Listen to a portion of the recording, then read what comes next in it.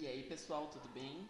Fabrício aqui novamente falando sobre o nosso segundo vídeo em relação aos triângulos. E falando em relação aos triângulos, vamos falar das relações métricas do triângulo retângulo. Primeiro, quando a gente pensa em relações métricas, nós temos que pensar nas relações que dependem das medidas do triângulo.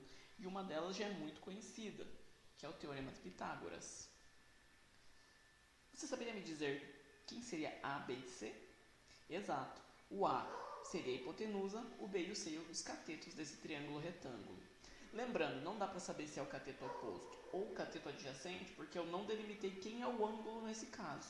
Os catetos oposto e adjacente, eles são catetos opostos e adjacentes em relação a um ângulo. Ou seja, independente disso, a nossa relação do Teorema de Pitágoras é válida, que é a hipotenusa ao quadrado é igual ao quadrado a soma do quadrado dos catetos. E isso nos dá uma relação muito importante. Por exemplo, quando nos é fornecido os valores dos catetos, a gente pode calcular o valor da hipotenusa, que nesse caso é A. Porém, isso também é válido quando a gente precisa calcular o B ou o C. E nesse caso, vira uma subtração. Porém, olha que coisa interessante. O que acontece se nós traçarmos a altura desse triângulo? Opa! Magicamente surgiu aí na tela para nós. Aqui vai aparecer uma coisa que é muito interessante e muito útil para a nossa vida. Que é o seguinte, então vamos nomear as coisas aqui novamente. Que é, vamos chamar esse trechinho aqui de M, esse outro trechinho de N, e essa altura de H. Ou seja, você consegue formar quantos triângulos são formados a partir dessa divisão? Exato, nós temos 3 triângulos. O nosso triângulo original ABC, um novo triângulo chamado ADB e outro triângulo chamado ADC, que nós vamos ver que eles são semelhantes. Sim, sente-se um pouquinho, acredite ou não, esses daí são triângulos semelhantes. E lembrando que a soma do M mais o N é igual ao A. Ou seja, vamos pensar o seguinte, se a soma dos ângulos internos de um triângulo é 180 graus, nós vamos ter o seguinte, que a soma deste ângulo aqui mais esse, e se a gente pegar esse valor e subtrair de 180, nós teríamos esse terceiro valor. Mas repara que, por coincidência, esse valor mais 90 graus daqui de cima precisa ser o ângulo C. Ou seja, que é o que a gente pode reparar antes de dividir o nosso triângulo, Esse ângulo mais o 90 é igual a esse ângulo aqui. Ou seja, por consequência, nós temos que esse ângulo aqui de cima vai ser igual a esse ângulo no canto inferior. E o mesmo procedimento a gente pode fazer para esse outro ângulo complementar, que vai ser igual a esse meu ângulo do canto. Ou seja, tendo dois ângulos iguais, o que nós temos? A relação AA. Ou seja, temos triângulos semelhantes. A partir disso, separei aqui os triângulos para vocês poderem ver mais fácil. E, como as dicas que eu dei no vídeo anterior, se você não viu, vai lá conferir. Organizei os triângulos com os lados correspondentes, organizados direitinho. E olha que legal, a partir de agora a gente pode usar as relações de semelhança para comparar as medidas. Lembrando, essa medida C nesse triângulo menor, realmente é essa medida C que seria um cateto. Ou seja, o que é cateto num triângulo é hipotenusa no outro triângulo, como a gente pode ver aqui nessa divisão. O cateto vira a hipotenusa desse triângulo menor. Assim como o B. O B também é um cateto no triângulo geral, mas desse triângulo menor ele é a hipotenusa. Com isso, o que nós temos aqui? Podemos fazer algumas relações.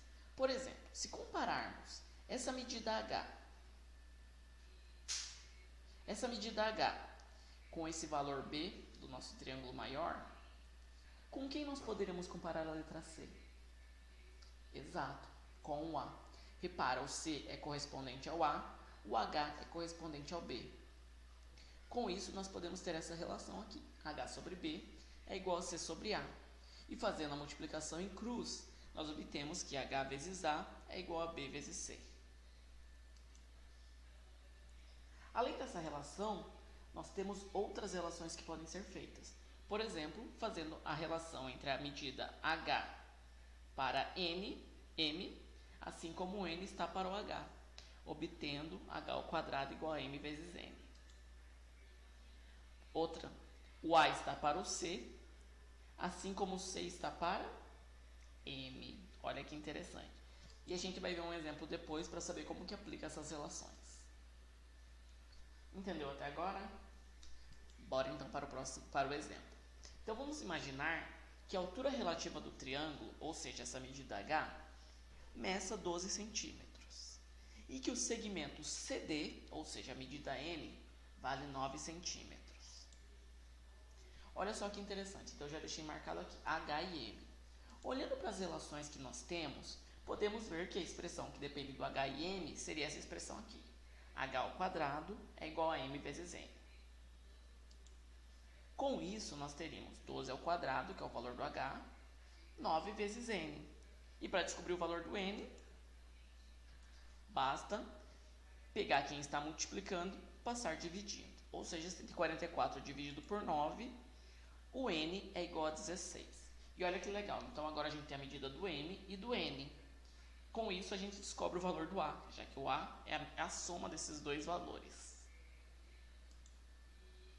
Sabendo que o A é igual à soma desses dois valores, temos que o A é igual a 25. E olhando, agora para a relação que nós temos, nós podemos descobrir outras coisas. Por exemplo, perceber que o C ao quadrado é o A vezes o M. Ou seja, 25 vezes 9. E aí, fazendo a relação, nós obtemos que o C, que é a medida do triângulo maior, é igual a 15. Ou seja, nós temos dois lados de um triângulo retângulo. Como que a gente pode descobrir o valor do terceiro lado? Utilizando o teorema de Pitágoras.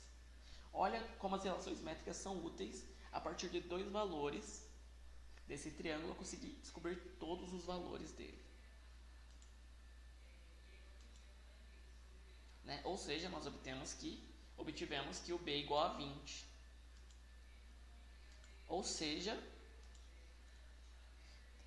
nós temos todas as medidas a partir de duas medidas desse triângulo. É incrível, não é? A matemática. E no próximo vídeo, veremos um pouquinho sobre as relações trigonométricas do triângulo retângulo.